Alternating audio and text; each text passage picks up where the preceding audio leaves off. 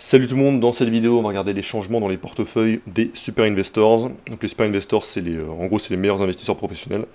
Et je vais diviser la vidéo en deux parties, donc dans cette vidéo on va en voir quatre. On va voir Chris Hohn, Dan Davidowitz de Pollen Capital, Dev Kantesaria et Terry Smith. Et ces quatre investisseurs ils ont des performances annuelles sur plus d'une décennie entre 15 et 16%. Donc c'est pas mal. Et pourquoi c'est utile de regarder ce qu'ils font? Pour moi, il y a deux raisons. Raison numéro 1, c'est là, ça peut permettre de trouver des idées d'actions dans lesquelles investir. Si on voit qu'un super investor a investi dans une action, qu'on ne connaît pas cette action, bah, c'est l'occasion d'aller investiguer et de voir si elle répond à nos critères, etc. Et d'essayer de comprendre pourquoi est-ce qu'il a investi dedans. Et la deuxième chose, c'est plus une validation. S'il y a un investissement qu'on a déjà fait et qu'on voit qu'il y a un super investor qui a fait la même chose après, ça permet de rajouter de la confiance dans notre investissement. Et à l'inverse, si on voit que nous on a fait un achat ou une vente et qu'il y a beaucoup de super investors qui ont fait le move opposé, et bah là à ce moment-là ça peut être une raison d'aller vérifier si on s'est pas trompé. Et par contre l'idée c'est surtout pas de copier à l'aveugle ce qu'ils font, puisque même s'ils sont excellents, ils font quand même des erreurs. Et puis si on n'a pas nous-mêmes une conviction, ça va être compliqué émotionnellement si le cours de l'action va pas dans le sens qu'on voudrait, etc. Donc c'est parti, on va dans la partie super investors. Donc on va commencer par Chris Hohn de TCI Fund Management qui gère 41 milliards de dollars avec seulement 10 actions dans son portefeuille. Alors on voit qu'il a rajouté un petit peu dans GE Aerospace. Donc ça j'en avais déjà parlé dans la vidéo du trimestre précédent sur son portefeuille. C'est une action que je comprends pas. Donc typiquement ça c'est le genre de mouvement que je vais pas copier puisque j'aurai absolument aucune confiance dans mon investissement. En gros c'est l'entreprise General Electric qui avait trois segments, elle a été divisée en trois entreprises distinctes. Et donc ce qui reste dans le ticker GE, donc le ticker initial de General Electric, c'est la partie aerospace, et il y a quelques super investors qui ont investi spécifiquement là-dedans. Mais voilà, je comprends pas, donc je touche pas. Ensuite, on voit qu'il a augmenté aussi sa position dans Moody's. Donc Moody's, c'est une action typique de qualité, donc c'est une des agences de notation avec S&P Global. Donc c'est eux qui notent la solvabilité des entreprises, des États, etc.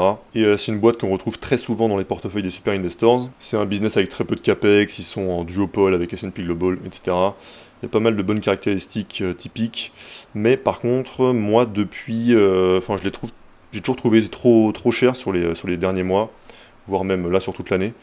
Donc ce qui est intéressant, c'est de regarder à quel prix il a acheté. Donc pour ça, il faut se dire que là, les résultats les portefeuilles de super investors qui sont parus là le 15 août, c'était pour le trimestre qui a commencé le 1er avril jusqu'au 30 juin. Et donc on peut comme ça voir à peu près où est-ce qu'il a acheté. Donc si on regarde 1er avril, donc il y a eu ici un point bas. Donc c'est probable qu'il ait acheté dans ce creux ici, au mois entre avril et mai. Donc il a investi forcément entre 370 dollars. Et fin juin, c'était 420 dollars. Et ensuite, on est monté à 467 dollars. Aujourd'hui, on est à 464. Donc voilà, faut bien se dire c'est probable qu'il n'ait pas acheté à ce niveau de prix-là et qu'il ait plutôt profité de la correction qu'il y a eu ici vers les 370-380 dollars. Ensuite, donc Microsoft, il n'a pas touché, ça non plus.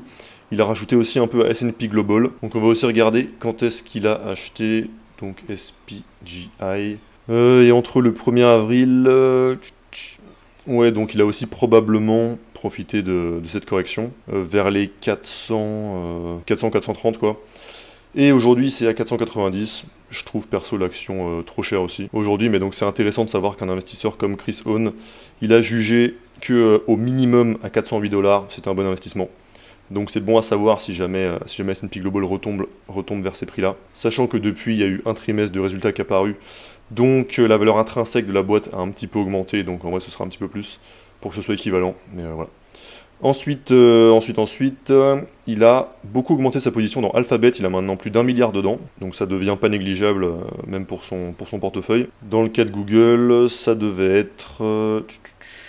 donc c'était quelque part entre les 150 dollars et les 191 dollars. Et ensuite, il a ouvert une nouvelle position, pour l'instant petite position, dans Ferrovial SI. Et il a vendu sa position dans Thermo Fisher Scientific complètement. Donc ça, c'était pour Chris Hohn. On va passer au second. Donc c'est Dan Davidowitz de Pollen Capital, qui gère lui aussi un gros fonds, 40 milliards, avec beaucoup plus d'actions dedans. Donc là, on voit qu'il a fait beaucoup plus de mouvements et surtout des ventes.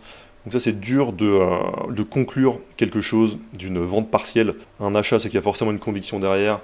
Une vente totale aussi, mais des ventes partielles, ça peut juste vouloir dire que le fonds avait besoin de cash pour je ne sais quelle raison. Ou bien, l'autre raison, c'est qu'il jugeait que ses actions commençaient à être surévaluées et qu'il préférait revendre une partie. Donc c'est l'un des deux. Donc il a vendu un peu dans quand même pas mal de sa position sur Amazon, Microsoft, Alphabet, Visa, ServiceNow, Mastercard, Salesforce, Thermo Fisher, Abbott Labs, Airbnb, Adobe et surtout beaucoup Netflix, tiens. Il a réduit de moitié sa position dans Netflix. Et Netflix, c'est une entreprise sur laquelle j'ai un peu de mal à me projeter, puisqu'ils sont rentables depuis pas très longtemps. Si on regarde ici le free cash flow par action, on voit qu'ils perdaient pas mal d'argent et de plus en plus d'argent entre 2015 et 2019. Ensuite, ils sont devenus rentables. Mais là, il y a un énorme pic en 2023. Et du coup, je trouve ça un peu dur de savoir sur quelle base partir pour estimer leur free cash flow futur.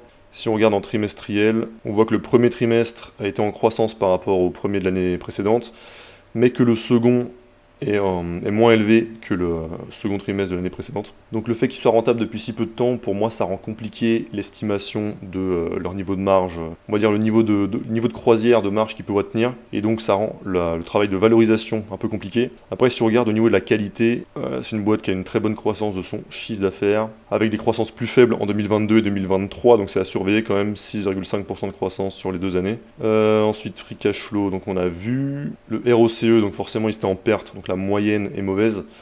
Mais si on prend 2023, c'est 17%. Donc là, à voir s'ils arrivent à maintenir ces niveaux de marge. Dans ce cas, ce sera un bon ROCE. Donc ça demande une connaissance de l'entreprise qui est plus fine quand même. Là, faudrait vraiment bien lire les transcripts, les 10K, etc. Après, ils ont peu de dettes. S'ils arrivent à garder les niveaux de free cash flow qu'ils ont là, ils peuvent la rembourser en 1 an et demi. Ils diluent pas leurs actionnaires. Donc ça, c'est bien. Et le niveau de marge, donc si on prend 2023, c'est du 20%. Donc ce serait des très bonnes marges du free cash flow. Et puis aussi, on va regarder s'ils font pas trop de SBC ou rémunération en action, vu que c'est assez typique des boîtes tech populaires, etc. Donc il y a 340 millions sur une année de SBC pour un free cash flow de 7 milliards. Donc s'ils arrivent à maintenir ce type de marge de free cash flow, les SBC sont vraiment faibles. Donc c'est pas un problème. Donc ouais, pour moi Netflix c'est une action qui vaut le coup d'être surveillée, mais qui demande pour moi un petit peu plus d'investigation, surtout pour se projeter sur quel va être leur niveau de marge à l'avenir, et savoir si l'année 2023 c'est le genre de niveau de marge et de free cash flow qui vont pouvoir tenir à long terme. Donc voilà pour Netflix. Et ensuite, qu'est-ce qu'il y a d'autre? Et ensuite on voit qu'il a beaucoup augmenté ses positions dans Shopify et dans MSCI. Donc on va regarder un peu Shopify. Shopify c'est typiquement le genre de boîte dont le produit est génial. J'avais fait du dropshipping en 2017, du coup j'avais dû utiliser Shopify, et limite ça donne envie de faire du e-commerce juste pour utiliser Shopify tellement c'est pratique. Par contre sur l'action, je suis un peu plus dubitatif. Donc c'est typiquement une boîte là qu'on pourrait ranger, si on veut, dans la catégorie croissance pure, c'est-à-dire pas rentable ou très peu, valorisation n'importe quoi, et des croissances du chiffre d'affaires qui sont très fortes. Donc si on regarde la croissance du chiffre d'affaires ici, c'est des croissances supérieures à 20%, voire plus chaque année. Par contre, si on regarde le free cash flow, ils n'étaient pas rentables jusqu'à 2019, ensuite rentables 2020-2021, pas 2022, rentables en 2023. Mais typiquement sur ce genre de boîte, si on va regarder les rémunérations en actions, qui sont, je rappelle, c'est pas une dépense en cash, donc en fait c'est des actions qui sont données aux employés. Donc là, ils donnent en 2023 pour 615 millions de dollars d'actions aux employés. Comme c'est pas vraiment du cash, ils le réintègrent au free cash flow. Et donc, ils ont un free cash flow de 905 millions. Sauf qu'il faudrait en fait soustraire les 615 millions de rémunération en actions. Donc en vrai, ils sont beaucoup moins rentables que ce qu'on voit là. Leur vraie marge de free cash flow aujourd'hui, c'est pas du tout 13%. C'est beaucoup plus faible que ça. Et donc ça, c'est un exemple assez classique de ce type de boîte. Et c'est quelque chose qui se voit aussi ici dans l'évolution du nombre d'actions. Comme ils doivent donner beaucoup d'actions à leurs employés, ils doivent faire aussi des émissions d'actions. Et comme ils font pas assez de cash, ils n'arrivent pas à faire en face les rachats d'actions nécessaires pour au moins que les actionnaires se fassent pas diluer, donc pour que le nombre d'actions n'augmente pas. Et donc là, le nombre d'actions a augmenté de 22,6% sur les 5 dernières années. Et ça, c'est un impact important sur la performance, donc c'est pas bon pour les actionnaires. Et si on regarde le reste, on voit qu'ils ont pas de dette, donc ça c'est ok. Le ROCE, 3,18% en moyenne, c'est parce qu'ils étaient pas rentables sur certaines années. Mais même si on prend 2023, là ça va donner 8,70, mais en vrai c'est même moins, puisque leur free cash flow, là c'est un ROCE calculé avec le free cash flow, donc c'est un cash return on capital employed, et comme leur free cash flow en réalité est plus faible que ça, ce sera encore plus bas, Et la marge de free cash flow, c'est pareil. Là, en 2023, ça donne 13%, mais en vrai, t'enlèves les SBC, ça donne beaucoup moins que ça. Donc moi, Shopify, c'est pas du tout le genre de boîte qui m'intéresse. Donc là, typiquement, même si lui, il a investi dedans, j'irai pas copier son investissement. Et par contre, il a aussi investi dans MSCI, qui là, pour moi, est beaucoup plus une entreprise de qualité. Et elle répond totalement à mes critères. Donc c'est pas les mêmes niveaux de croissance, mais ça reste des croissances quand même à 2 chiffres, que ce soit pour le chiffre d'affaires et le free cash flow. Donc pour moi, ça suffit largement. Et là, c'est beaucoup plus stable. Et on peut beaucoup plus s'imaginer que ça va durer pendant des années, voire des décennies. Donc on a une croissance chiffre d'affaires qui est régulière et qui est quasiment toujours à 2 chiffres. Donc là en moyenne 12% par an sur les 5 dernières années. Le free cash flow un peu plus rapide, ça veut dire qu'il y a une augmentation des marges, donc aussi très bon signe. Le ROCE, il est excellent et il est en hausse, signe aussi d'un rempart concurrentiel qui se renforce. Donc aujourd'hui 28%. Après la dette, pour moi, c'est le seul défaut de cette boîte. Ils peuvent la rembourser en 3 ans et demi. Mais voilà, ça reste pas très loin de mon critère de 3 ans. Et les autres critères sont tellement bons que pour le coup, je pense pas que ce soit un problème. Et je suis prêt à faire le compromis pour MSCI. Au niveau de l'évolution du nombre d'actions, bah là, contrairement à Shopify qui dilue ses actionnaires en augmentant le nombre d'actions, eux, ils font des rachats d'actions. Et donc ça permet d'avoir une croissance du free cash flow par action qui est supérieure à la croissance du free cash flow. Et donc c'est avantageux pour les actionnaires. Et le niveau de marge, il est excellent. Là, c'est des marges de free cash flow de 45%. Et si on va regarder les SBC, c'est 71 millions pour un free cash flow de 1 milliard 145 millions. Donc là, ça n'a rien à voir. C'est une boîte qui est beaucoup plus rentable et pour moi de bien meilleure qualité que Shopify. Donc là-dessus, je valide. Là, c'est une entreprise que je pourrais acheter. Mais depuis que j'ai découvert cette boîte, je ne l'ai jamais trouvée à une valorisation intéressante, à part le jour de ses résultats du trimestre précédent où il y a eu une chute irrationnelle du cours. Et il y a eu un jour où je l'aurais bien acheté, mais j'avais pas de cash à ce moment-là sur Interactive Brokers. Donc, je ne l'ai pas fait. Mais voilà. Donc, on a fait Dan Davidowitz. On va passer maintenant à Dev Kantesaria. Donc lui, il gère moins d'argent, il gère 4 milliards et sur seulement 8 actions, donc portefeuille très concentré. Et lui, c'est quelqu'un qui fait très peu de mouvements. Donc déjà, trimestre précédent, je crois qu'il avait rien fait. Et là, il a juste réduit sa position dans Fair-Isaac de 0,34%. Donc c'est négligeable. Par contre, Fair-Isaac, c'est un cas où je comprends vraiment pas du tout la valorisation. Déjà rien que quand on voit l'évolution du cours de l'action, voilà, c'est ça.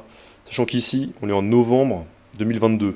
Donc ça fait moins de 2 ans, et en moins de 2 ans, c'est un fois 4. Mais une grosse partie de ce qui a causé ce x4, c'est une augmentation de multiples de valorisation. Et là, on est quand même à 90 fois les bénéfices. Donc déjà, je suis pas étonné qu'il en ait pas racheté, et j'ai un peu de mal à comprendre une telle augmentation du multiple de valorisation. Parce que là, pour moi, pour que ça m'intéresse, je pense qu'il faudrait au moins que le prix de l'action soit divisé par 2, quoi. Donc voilà, action de qualité, mais pour moi, trop cher aujourd'hui. Donc voilà pour Dev Kantesaria, pas de mouvement à part ça. Et on va regarder le dernier investisseur du jour, donc c'est Terry Smith. Hop, Terry Smith qui gère 25 milliards avec 40 actions.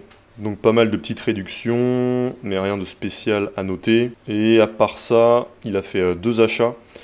Donc il a rajouté 26% à sa position sur Fortinet et 40% à sa position sur Texas Instruments. Donc là par exemple Fortinet, c'est une action que j'ai dans mon portefeuille. Et donc voir ça, ça me conforte dans mon investissement. Et je suis curieux de voir où est-ce qu'il a acheté, mais du coup ça doit être à peu près dans les mêmes prix que moi. Donc 1er avril c'était à 68 $ et 30 juin c'était à 60 et il y a eu un plus bas à 58. Donc ouais, ça veut dire qu'il a fait ses investissements de ce trimestre-là entre 58 $ et 68 $.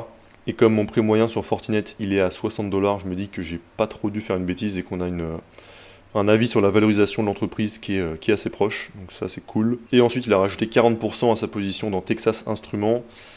Donc Texas Instruments, moi la raison pour laquelle ça m'intéressait pas, c'était la croissance. Ouais, c'est une moyenne de croissance vers les 3% par an.